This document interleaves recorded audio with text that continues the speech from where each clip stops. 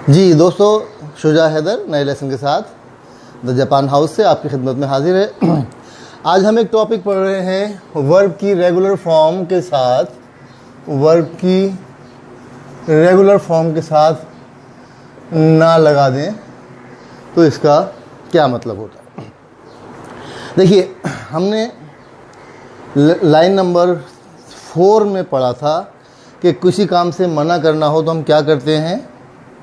मिसाल के तौर पे काकू एक वर्ब है और हम कहें मत लिखो तो क्या हो जाएगा, काका नाई दे, काका नाई और फिर आगे दे लगा देते हैं।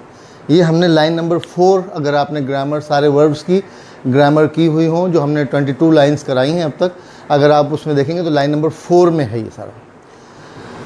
तो किसी को मना करना हो किसी काम से तो हम क्या कहते हैं, काका नाई दे, वर्ब की नाई फॉर्म और उसके आगे दे। और पोलाइट करना हो तो काका नाई दे कुदासाई। अच्छा, लेकिन एक रफ तरीका बात करने का, किसी को रोकने का ये तरीका भी है कि वर्ब की रेगुलर फॉर्म के साथ ना लगा दिया।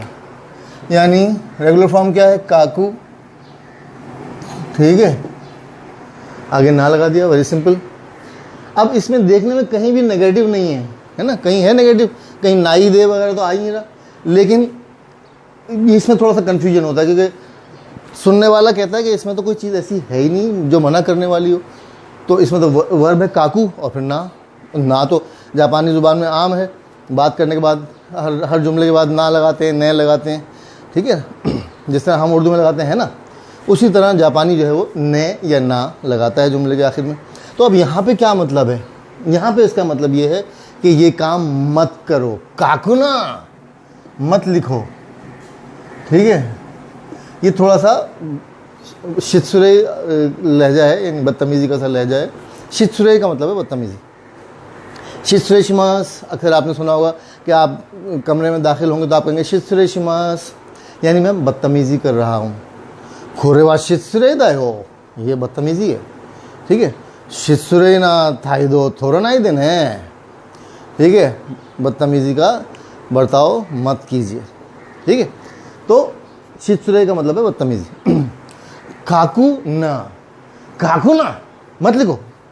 हायरू ना, हायरू मतलब दाखिल होना, हायरू का मतलब है दाखिल होना, आगे ना लगा दिया, हायरू ना। अब आप शायद इससे समझेंगे हायरू ना मतलब दाखिल हो जाओ, नहीं, हायरू ना, हायरू ना, आखिर में ना आ रहा है, ना नहीं करना ये काम, ये बदतमीज़ी का थोड़ा सा गुस्से वाला लहजा है। हायरू ना, दाखिल नहीं होना।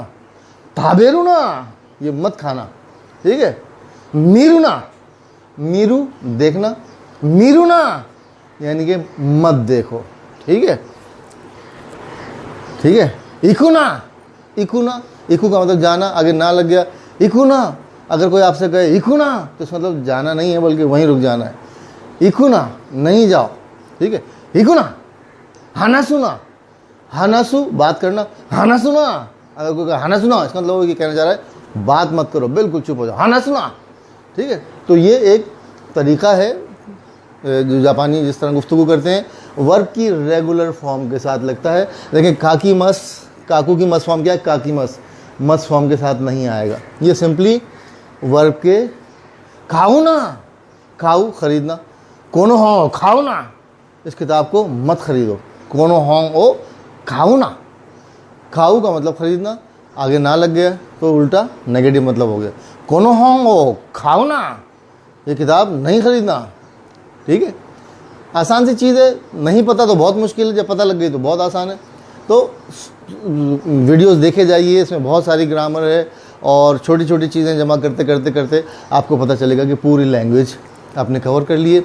बहुत आसान है, जैपनीज़ लैंग्वेज थोड़ी सी लेंदी है लेकिन बहुत इंटरेस्टिंग है और इट इज़ वर्थ लर्निंग, ठीक है।